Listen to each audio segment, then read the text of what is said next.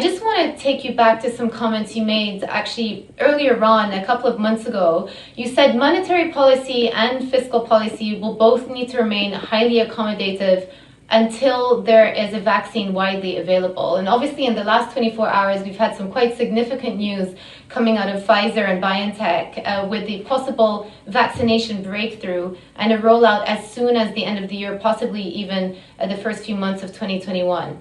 Does that change how you're thinking about things, and is it likely to have an impact on your economic forecasts? It's certainly a factor that we have to consider,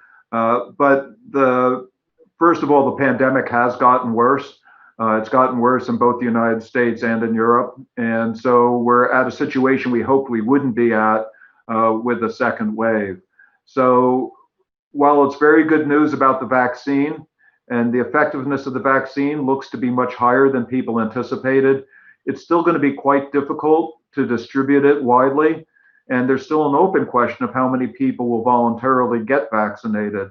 So while it's certainly good news, and my own forecast for the second half of the year would assume that it would be widely enough distributed at that point that we should have very robust growth given the fiscal and monetary policy we have right now. I think the next 6 months are going to continue to be pretty choppy, and that's partly because the pandemic has gotten worse than many people expected. In the United States, it's less clear what the fiscal policy is going to be, and it's unclear how easy it's going to be to get widespread adoption of the vaccine. And indeed, the Fed have been quite outspoken about the need for fiscal stimulus coming out of the US government. In this situation, with the political paralysis, are you having to reevaluate how you see the economy panning out, especially with the lower likelihood of fiscal stimulus coming out of this government anytime soon? So I would hope that we would still get a fiscal package. It's probably not going to come as soon as we were hoping. And that does mean that we're not going to get as robust a growth over the next couple of quarters as we were hoping.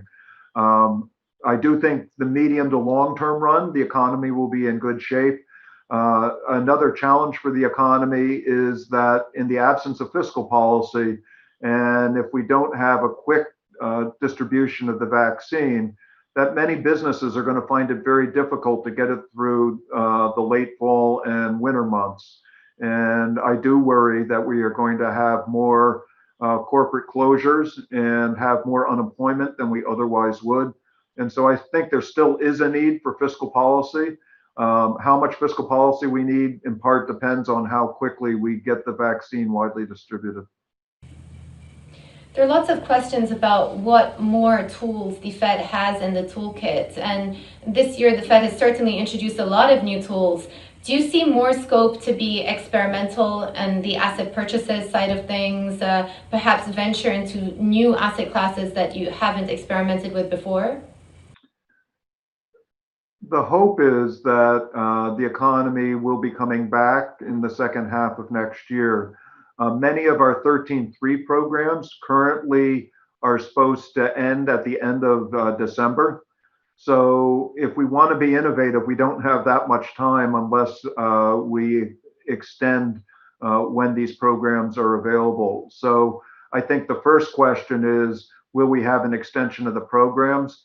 And then the second question is, if we do extend the programs, is there any way to tailor them to be more effective if the pandemic is still a problem?